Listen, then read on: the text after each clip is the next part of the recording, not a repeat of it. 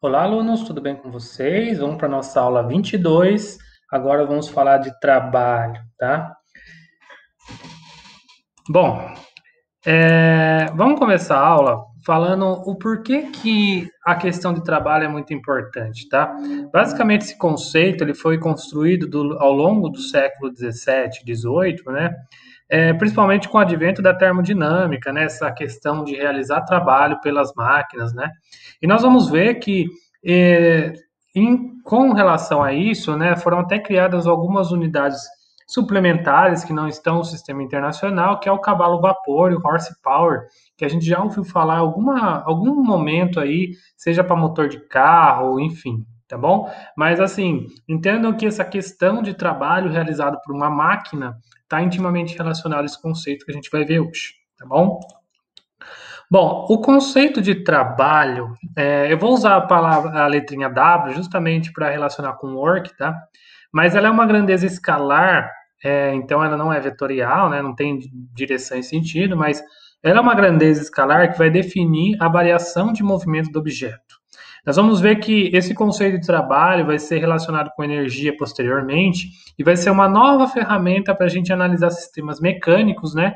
Quando a gente percebe que as leis de Newton é muito complexo para resolver. Então, relacionando com trabalho e energia, as coisas vão ficar mais fáceis, tá? Bom, mas aí o trabalho, então, a unidade dele no sistema internacional vai ser joules, tá? Em homenagem ao Prescott Joule, tá? James Prescott Joule. Mas, assim, vocês vão ver também que ele pode ser dado por Newton vezes metro, tá? Bom, aí é a questão seguinte, o trabalho, ele vai ser, então, uma grandeza escalar. Para uma força constante, que é o caso mais simples, né? A gente vai definir o trabalho como produto escalar. Lembre-se da aula de vetores, né? Então, eu estou multiplicando escalarmente dois vetores, o vetor da força F e o vetor da força de deslocamento. E se você lembrar da aula de vetores, o produto escalar de dois vetores é um número, não é um vetor, tá? Bom, mas o que são esses vetores, né? Então, a força F é a força aplicada sobre a partícula, né, sobre o objeto, e o vetor D é o vetor de deslocamento. É o vetor que vai unir o ponto inicial ao ponto final da partícula. Então, imagina se a bolinha sai de A e vem até B por conta da força F. Então, o vetor de deslocamento é esse vetor ligando o ponto A e B, tá certo? Então, eu tenho dois vetores, né? E se eu fizer o produto escalar, vocês também podem ver isso na aula de vetores, né? Eu posso escrever essa expressão como o módulo. Agora, eu só estou colocando o módulo porque justamente vai me dar um número, né? Mas é o módulo do vetor F da força, o módulo do vetor deslocamento D, vezes o cosseno do ângulo θ. E esse cosseno do ângulo θ é justamente o ângulo entre o vetor deslocamento e a força F, tá certo? Porque isso daqui é importante porque ele vai abordar esse ângulo forças que não vão realizar trabalho, né? Então, se você tem um ângulo de 90 graus, você vê que o cosseno de 90 graus vai ser zero, então aquela força não vai fazer trabalho, não vai, ou seja, ela não vai atuar na modificação do movimento do objeto, tá bom? E aí veja que esse ângulo também é importante porque ele vai incluir aqui todas aquelas forças inclinadas que a gente viu em todos os casos das leis de Newton, tá certo? Mas aqui vai ficar fácil porque justamente é uma grandeza escalar. Então é isso que torna, né, a questão de energia e trabalho um modo mais fácil de você analisar sistemas mecânicos. Bom, aí nós temos alguns conceitos também que vêm justamente desse ângulo, né? Se o trabalho ele for positivo, né? Quando você fizer essa conta, quer dizer que o trabalho é motor, ou seja, ele está acelerando a partícula, né? Ou seja, ele está tendendo a fazer a partícula se movimentar cada vez mais. E se o trabalho for negativo, é um trabalho resistente, ele está contra o sentido do movimento da partícula, tá bom? Bom, isso é para uma força constante, mas na natureza nós temos forças variáveis de qualquer tipo, tá? Geralmente, quando a gente tem força variável, a gente analisa num gráfico de força por deslocamento, né? Igual está mostrando aqui. E aí a gente soma todas as parcelas dessa força, né, em cada parcela de deslocamento, tá? De forma geral, ou seja, a gente calcularia a área sobre a curva. E desse gráfico de força para deslocamento, se eu fizer a área desse gráfico, né, abaixo da curva, eu vou ter o trabalho, tá? Veja que isso daqui nem sempre é uma tarefa fácil, né, porque a gente aqui vai ver casos bem simples, onde a força por muitas vezes é constante, então vai ser sólidos, áreas regulares, né, da matemática, mas para uma força complexa, aí a gente tem que recorrer a cálculo diferencial integral, que aí isso daqui geralmente você vê em ensino superior. Mas continuando, vamos ver aqui o trabalho de algumas forças bem peculiares, tá? E são duas, a força peso e a força elástica. A gente já viu essas forças, né? Mas vamos ver como que é o trabalho delas. O trabalho da força peso, imagina você jogar uma partícula num movimento vertical mesmo, tá? Então ela vai fazer um movimento perpendicular aí ao plano terrestre, e aí aquele cosseno, veja, a partícula está subindo e descendo e a força sendo aplicada no mesmo eixo da partícula. Então vai ser um ângulo de 0 graus, aquele cosseno sempre vai ser 1, então ele vai sumir. Eu tenho a força peso como a força, né? Então a força, aquele F vai virar a força peso, sempre dirigida ao centro da Terra. E o H agora ele vai representar a variação de altura, tá? E aí você tem um sinal de mais e menos, justamente porque envolve o sentido atuante da força peso. Se o objeto está subindo, a força peso ela está tendendo a frear o objeto, então você tem um trabalho motor, um trabalho resistivo, o valor é negativo.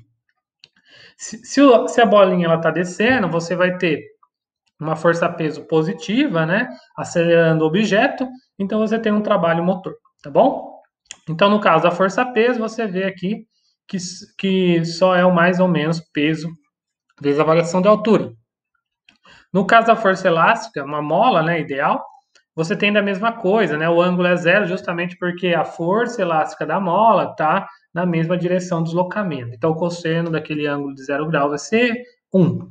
E aí você tem, então, o trabalho vai ser o produto da força, né? Se você lembrar, a força é Kx e o deslocamento é um deslocamento x, tá? Ah, mas por que não é kx ao quadrado aqui o trabalho, né? Se eu estou multiplicando a força vezes deslocamento. É justamente esse daqui é um caso onde a força não é constante, ela varia em cada posição, tá? Então você tem que recorrer ao cálculo diferencial, mas é fácil de mostrar quando você aprende o cálculo que a força, então, o trabalho vai ser kx ao quadrado sobre 2, tá bom? E aí vai ser positivo ou negativo, né? Se ela vai estar a favor ou contra o movimento. Então, se eu estou alongando o objeto, né, a força vai ser sempre tendendo a restaurar o equilíbrio.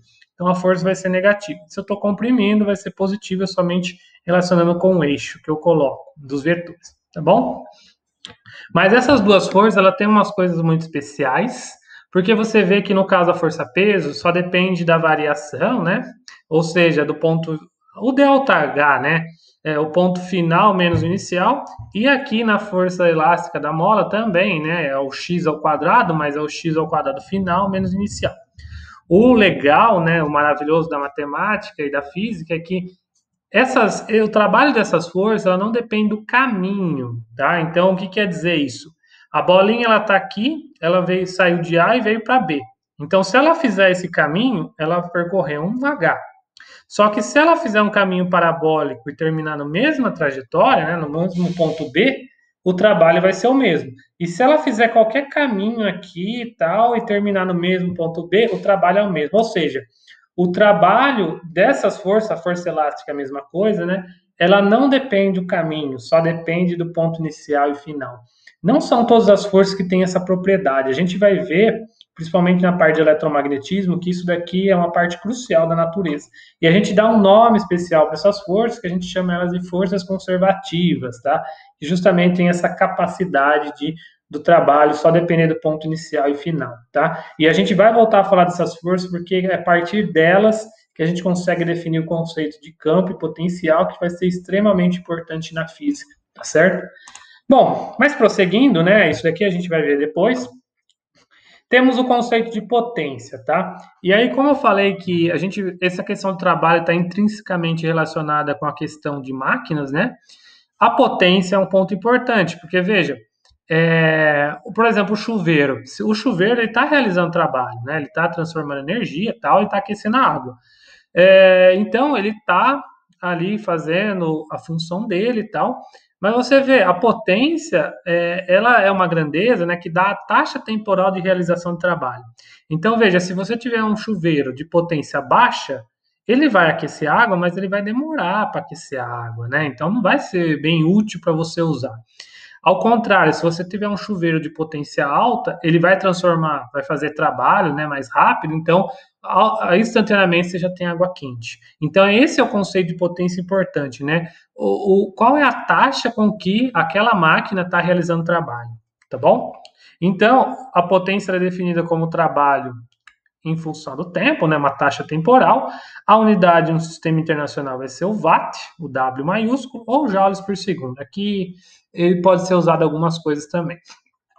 As unidades suplementares, ó, apesar de parecer ser a mesma unidade, né, elas têm nomes diferentes, porque uma é britânica, outra é americana, né, mas o cavalo a vapor, você vê, né, ele é aproximadamente 735 watts, e o horsepower, ele não é igual ao cavalo a vapor, né, mas é o HP, ele vai ser 745 aproximadamente watts, tá certo?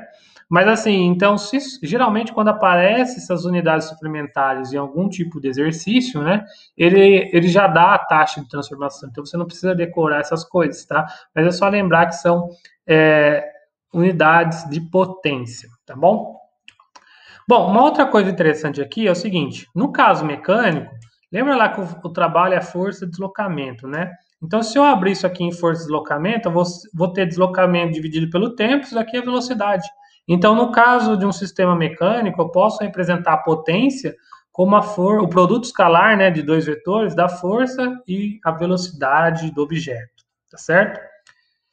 Bom, aí é o seguinte, uma máquina, ela vai operar da seguinte forma, né? Então, ela vai ter uma potência que ela vai receber, a gente vai relacionar isso aqui com energia depois, né? Mas é uma potência que ela recebe na forma de energia, e aí ela vai usar parte dessa potência, né, para realizar trabalho.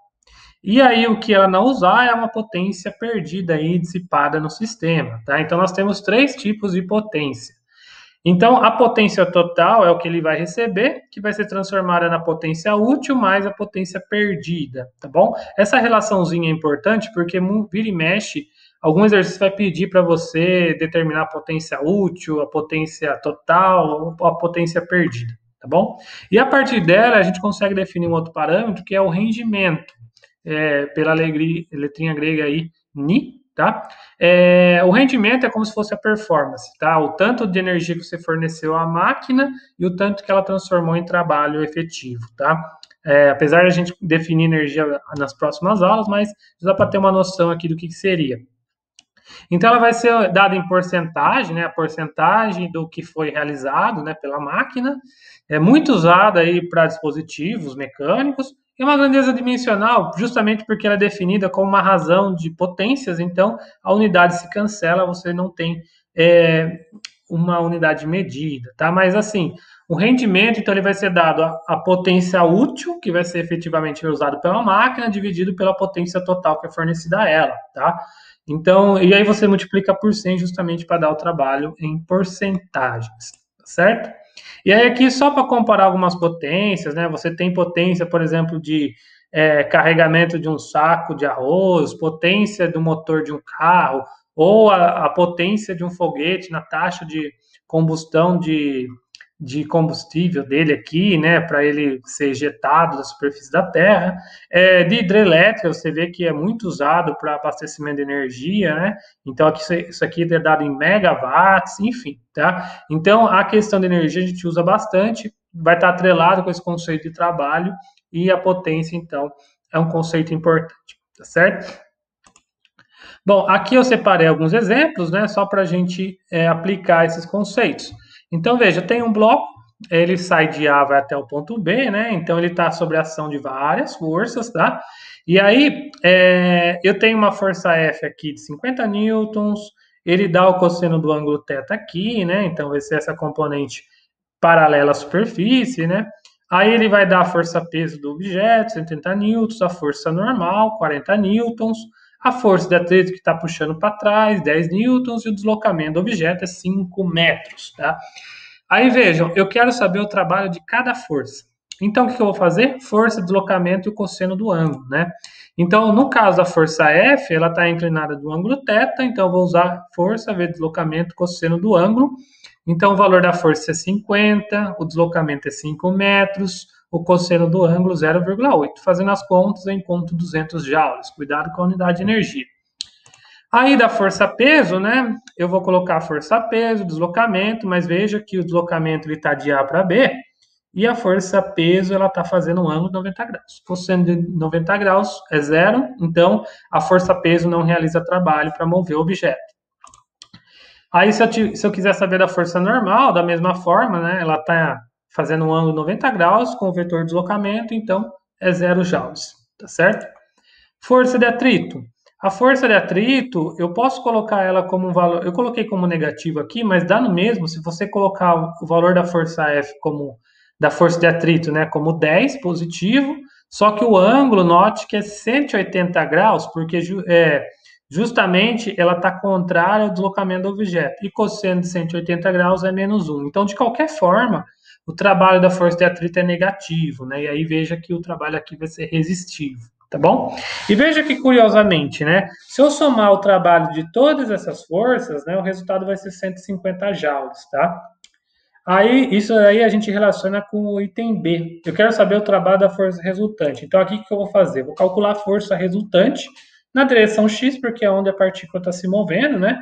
Então, vai ser essa componente do cosseno da força F, justamente porque ela está paralela ao eixo x, menos a força de atrito. Eu encontro 30 joules. E aí, quando eu fizer o trabalho da força resultante, eu vou encontrar os 150 joules, justamente porque é o resultado anterior, tá certo? E você vê, então, que isso facilita porque justamente não entra a questão vetorial, né, que a gente estava tratando. Outro exemplo, ó, eu tenho um gráfico, né, um objeto de 1.000 quilos, 1 tonelada, né, ele parte do repouso, e aí ele tem esse gráfico aqui da força F em função do deslocamento, né? Eu quero saber o tipo de movimento em cada trecho. Se eu pegar o primeiro trecho até 200 metros, né, eu tenho uma força positiva, né? Ela está inclinada para cima, então ela tá, a variação da força aqui ela é positiva, ou seja, o trabalho, então, ele vai ser positivo, então a partícula está sendo acelerada, então eu vou ter um movimento retilíneo variável acelerado. Não é uniforme porque a força não é constante, tá? Mas ele é um movimento retilíneo variável porque ele vai estar acelerado, só que a aceleração não é constante, tá certo? Então cuidado aqui, tenta entender por que eu não coloquei o U aqui, porque ele não é uniforme. Se a força está variando, ó, veja, a força está crescendo, então a aceleração também está mudando da partícula. Ele é um movimento variável, só que ele não é uniforme. Só que veja o caso desse de 200 a 600. Aqui a força é constante. Se a força é constante, aí a aceleração vai ser constante, então agora eu tenho um MRUV, tá? Agora eu tenho um movimento retilíneo uniformemente variável, tá certo? E aí no último trecho aqui, ó, a força ela está variando mais para baixo, então a partícula está perdendo aceleração, então é um movimento retardado. Novamente não é uniforme, tá? Porque a força ela varia, mas ele é retardado. Então eu tenho uma aceleração negativa aqui, tá bom? Agora eu quero a aceleração do carro quando eu tentar 400 metros, né? Seria mais ou menos esse ponto. Então o que eu vou fazer? Eu vou pegar a força resultante nesse ponto, que é 1.000, dividir pela massa, né? Só que aí, veja, a força, eu vou usar um truquezinho aqui, né? Que eu vou calcular a área, né? Na verdade, depois ele vai pedir o trabalho, enfim, então eu vou calcular a área dessa parte. Eu vou encontrar aqui que é 0,75 metros por segundo ao quadrado, tá certo? E aí, na letra C, eu quero saber o trabalho da força F no deslocamento 0 a 1.000. Então, eu quero saber o deslocamento total. No deslocamento total, né, então, eu tenho que ter aqui a área sobre toda essa curva até 1.000, né? Aí vem um parênteses aqui, isso aqui é o formato geométrico, né, dessa curva, da área abaixo da curva, ele é um trapézio. E aí, eu recomendo vocês lembrarem lá da matemática como que calcula a área do trapézio. Se você quiser, você pode dividir em 3 regiões, né? Você calcula a área dos 2 triângulos, depois a área desse retângulo, soma tudo, vai dar o mesmo resultado. Mas a área do trapézio você já faz de um jeito direto, né? E você soma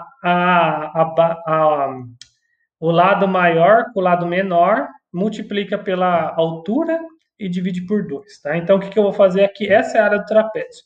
Então, vou somar aqui o lado maior, de 0 a 1.000, né? Então, está aqui 1.000. O lado menor, 600 menos 200, que é 400. Eu vou multiplicar por 1.000, porque é a altura, né, do trapézio, dividir por 2. Fazendo a conta, então eu chego a 7 vezes 10 a quinta joules, certo? Agora tem outro exemplo aqui. Eu tenho uma partícula, né, de massa 0,10 quilos. Ela é lançada obliquamente, né? Ela descreve essa trajetória, não é uma parábola completa. Eu tenho a altura A é 1 metro, né? Aí a altura B é 0,30 metros, então ele deu o ponto mais alto, o ponto aqui de onde atinge o chão. Eu quero saber o trabalho realizado pela força-peso no deslocamento de O, que está aqui embaixo, até A, e de A para B. Tá? Lembra lá que a força-peso ela não depende do caminho, só depende da variação de altura. Então, no caminho de 0 a A força-peso está contra o deslocamento da partícula, então ela é negativa. Né? Então, vou usar aqui a força-peso, que é a massa-gravidade, né? Massa-gravidade, e a variação de altura. Então, a altura final é HA, a altura menos a altura inicial, que é zero. Fazendo as contas, eu encontro um joule. E aí, de A até B, a partícula está descendo, né? Eu posso deixar isso aqui negativo também, mas esse negativo, naturalmente, ele vai sumir quando eu fizer a subtração aqui, né? Mas entendam que o trabalho aqui vai ser positivo porque a força-peso está acelerando a partícula. Então, da mesma forma, vai ser 0,10 vezes 10, né? A força-peso. Agora, o ponto final é o ponto B, que ele está 0,30. O ponto inicial é o HA, então é menos o HA, que é 1. Fazendo as contas, eu encontro 0,7 joules positivo, porque a força-peso está acelerando a partícula. Bom? Então, essa é a resposta. Veja aí como que a força-peso não depende do caminho, somente da variação de altura. Aí eu tenho outro exemplo. Eu tenho uma força F de intensidade 20 newtons, é aplicada a uma caixa, né? Desloca ela de 3 metros. Esse deslocamento ocorre em 4 segundos, desculpa, eu quero saber a potência média, né? Então, para calcular a potência, eu vou calcular pela relação mecânica, né? Como a direção e sentido é o mesmo, então aquele produto escalar, o cosseno vai ser zero, né? E vai ser 1, então o cosseno de 0 graus vai ser 1. Então, eu tenho a força vezes a velocidade. A força eu tenho 20 newtons e a velocidade, então, é o deslocamento dividido pelo tempo. Fazendo as contas, eu encontro, então, 15 watts. Cuidado que não é joules, porque agora eu estou calculando potência. Então, a potência é watts, tá? Cuidado que isso aqui confunde. Aqui eu tenho outro exemplo, ó, uma máquina consome 5 HP, isso aqui é horsepower, né? Então, é uma potência. Então, isso é o que ele consome.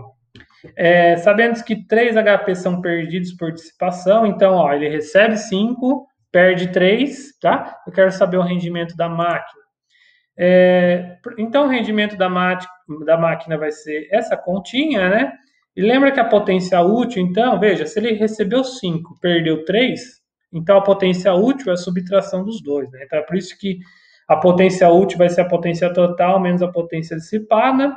Aqui eu não me preocupei de mudar de horsepower para watts, justamente porque vai ser uma grandeza dimensional, né? Mas fazendo as contas, eu encontro que o rendimento, então, é 40%. Tá certo? Veja aqui que não tem unidade de medida, tá bom? E eu tenho que multiplicar por 100 para ser o resultado em porcentagem. Pessoal, então é isso, tá? Na próxima aula a gente vai relacionar esse conceito com a questão de energia e vocês vão ver que então a gente vai conseguir resolver sistemas mecânicos de forma mais fácil, porque não vai entrar muito aí a questão vetorial, tá certo? Obrigado e até a próxima aula.